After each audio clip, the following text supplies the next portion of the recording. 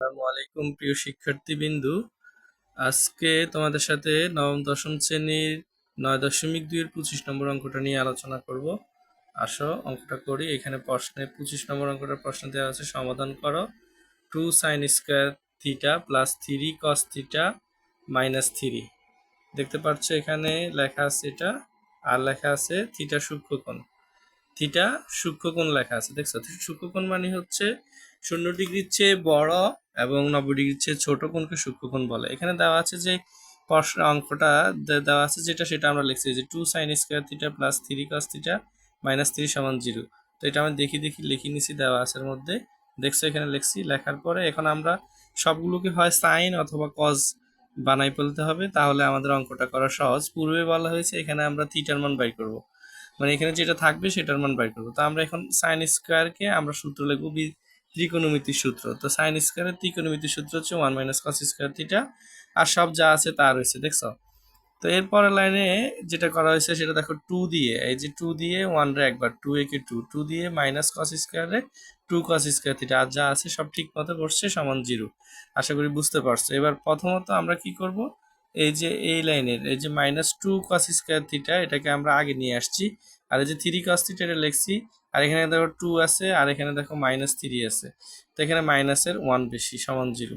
এটাই বুঝতে পারছো। এবার আমরা প্রথমে মাইনাস রাখবো না, সবগুলোকে -1 দ্বারা গুণ করবো, তাহলে সবগুলো পরিবর্তন হয়ে গেছে, মাইনাস প্লাস হয়ে গেছে, প্লাস মাইনাস হয়ে গেছে, সমান 0। এই যে বক্সে আমি লিখছি আবার কি, -1 দ্বারা গুণ করে। আশা করি তোমরা বুঝতে পারছো।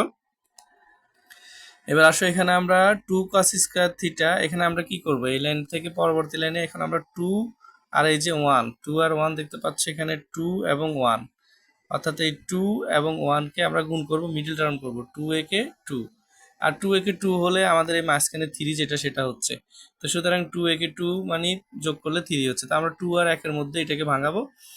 তো প্রথমত 2 cos স্কয়ার থিটা যেভাবে সেভাবে থাকবে, মাঝখানে আমরা 2 cos থিটা লিখবো, যেহেতু আমরা 2 আর 1 এর মধ্যে ভাঙবো। পরেরটা 1 cos থিটা, আর চিহ্ন পরে প্রথমটা আমরা বিয়োগের দিয়ে দিব বড়টা, পরে কোনটা হবে প্লাসে মাইনাসে যা হয় মাইনাস, চিহ্নের জটিলতা এভাবে শেষ করবা। এবার পরে প্লাস যোগ যে +1 যেভাবে আছে সেভাবে থাকবে, সমান 0। বুঝতে পারছো আশা করি।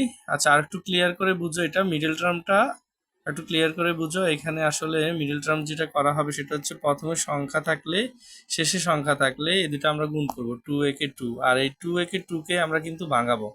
তো 2 একে 2 কে আমরা ভাঙালে আমাদের 2 একে 2 এ হয়, সেটাকে আর কিছু করা যায় না, আর কোনোভাবেই 2 একে 2 মানে 2 পাওয়া যায় না।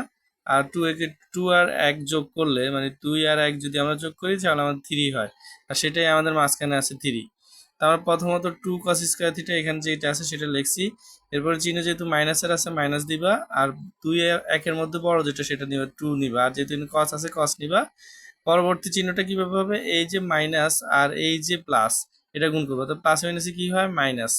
এরপরে 1 cos থিটা 1 লিখলেও লিখতে পারো, না লিখি শুধু cos থিটা লিখতে পারো, আর +1 যেভাবে আছে সেভাবে থাকবে, সমান 0। সুতরাং মাঝখানে আমরা শুধুমাত্র ভাঙাইছি, এই যে মাঝখানটাতে ভাঙানো হয়েছে। আশা করি বুঝতে পারছি, এটার নামই হচ্ছে মিডল টার্ম। তারপরে আমরা কি করব, এবার দেখো এই পরের লাইনে 2 cos স্কয়ার থিটা, আর 2 cos থিটা থেকে আমাদের 2 cos থিটা কমন যায়। তো 2 কমন গেছে, cos স্কয়ার মানে কি, cos দুইটা ছিল, একটা গেছে আর একটা রয়েছে। আশা করি বুঝতে পারছো। তারপর মাইনাস যেভাবে আছে সেভাবে মাইনাস বসছে, 2 cos থিটা পুরোটাই কমন চলে যায়, তাহলে পুরো কমন চলে গেলে একই জিনিস দিয়ে একই জিনিসে ভাগ করলে 1 হয়। এরপরে এখানে দেখো 1 minus 1 cos theta plus 1 minus 1 cos theta plus 1, এখান থেকে কিছুই কমন যায় না, তো আমরা -1 লিখছি, কমন নিছি। তো -1 চলে গেলে আর cos থিটা থাকে, আর মাইনাস দিয়ে প্লাসে, প্লাসে মাইনাসে মাইনাস, আর 1 একে 1। তাহলে দেখো এখানে সবসময় মিডল টার্মের ক্ষেত্রে কি হতে হবে, মিডল টার্মের ক্ষেত্রে এখানে এই যে cos থিটা আর এই যে cos থিটা -1 এটা এক হতে হবে, এক দুটো থেকে একটা, আর এই যে 2 cos থিটা আর -1 এটা একটা ব্র্যাকেটের, সমান 0। তাহলে আমরা লিখতে পারি হয় cos থিটা -1 সমান 0, তাহলে cos থিটা রেখে দিলে 1 ওইদিকে গেলে +1 হবে। তো এইদিকে যেহেতু cos আছে, ওইদিকে আমরা cos চিন্তা করবো, cos 0 ডিগ্রি মান 1, তো থিটা সমান 0 ডিগ্রি। এখন 0 ডিগ্রি গ্রহণযোগ্য হবে না, যেহেতু সূক্ষ্মকোণ, থিটা সূক্ষ্মকোণ, এরা প্রশ্নে বলছে থিটা কি সূক্ষ্মকোণ, এই থিটা সূক্ষ্মকোণ হওয়ার কারণে এটা গ্রহণযোগ্য নয়। এরপরে দেখো আবার পরের অংশ 2 cos থিটা -1 সমান 0, একইভাবে 1 ওই পাশে গেছে, 2 ভাগে আছে, এদিকে গেলে হাফ। এবার cos থিটা যেভাবে আছে সেভাবে থাকবে, এখানে cos 60 ডিগ্রি মান হাফ, cos cos বা থিটা সমান 60 ডিগ্রি, आंसर 60 ডিগ্রি। আশা করি তোমরা অঙ্কটা বুঝতে পারছো, আর না বুঝলে তোমরা কমেন্ট বক্সে জানাবে।